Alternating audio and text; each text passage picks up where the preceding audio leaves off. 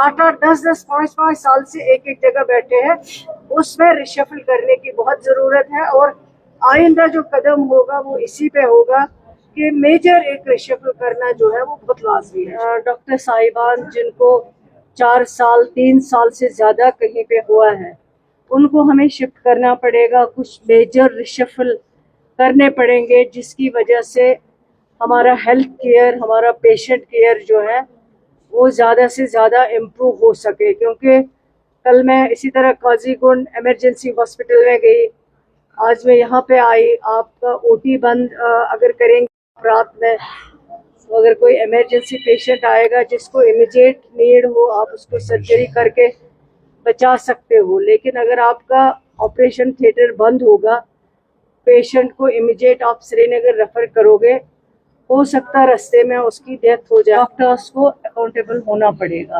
क्योंकि पिछले 10 साल में जो आदतें बिगड़ चुके हैं, उन आदतों को ठीक करना है, उनको ट्रैक पे लाना है। पेशेंट केयर में ये सरकार, इसकी क़यादत उमर अब्दुल्ला साहब कर रहे हैं, कोई भी कंप्रोमाइज़ नहीं कर सकती है। जैसे मैं यहाँ पे आई हूँ, इंतज़ाम नहीं है सफाई का, तो बहुत बुरा हाल है, फुकदान है, इतनी बैड स्मेल है कि बंदा जो साथ हो वो भी बीमार होगा, और जो बीमार होगा वो तो और बीमार हो जाएगा। इस चीज़ में गुंजाइश होती है कि उसको बेहतर से बेहतर किया जाए। लेकिन जो ऑलरेडी आपके पास अवेलेबल हो, जैसे 40 डॉक्टर्स यहाँ पे पोस्टेड है।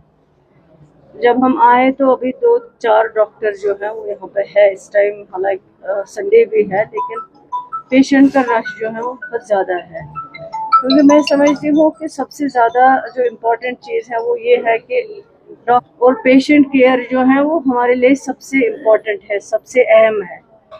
इसलिए हम चाहते हैं कि जो भी हमें उसके लिए स्टेप उठाना पड़ेगा। जिस तरह की हालत है यहाँ, सबसे इम्पोर्टेंट है कि आपके हॉस्पिटल में पेशेंट्स आते हैं, वो बहुत सेंसिटिव होते हैं, उनको इन्फेक्शन लगने का खतरा होता है।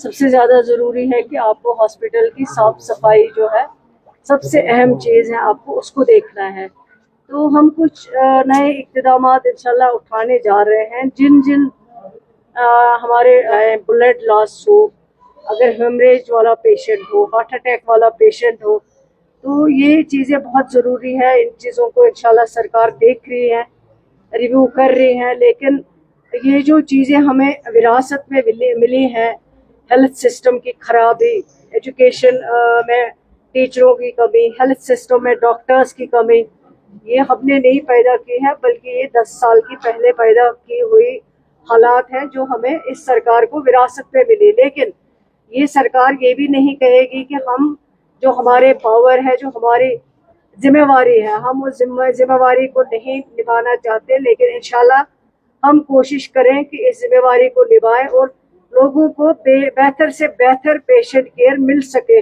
डॉक्टर्स की कमी है, उसमें कोई दो राय नहीं है, लेकिन जब से ये सरकार बनी है 500 नए डॉक्टर्स अपॉइंट किए गए, कई कंसल्टेंट्स जो सर्विस सिलेक्शन बोर्ड से कंफर्म होके आए, उनको दूर दराज इलाकों में लगाया गया। लेकिन अब 10 साल से अगर कुछ हुआ नहीं, लगा नहीं, डॉक्टर नई रिक्रूटमेंट नहीं हुई है, तो वो भी एक मेन रीज़न है। लेकिन रीज़न ये है कि जो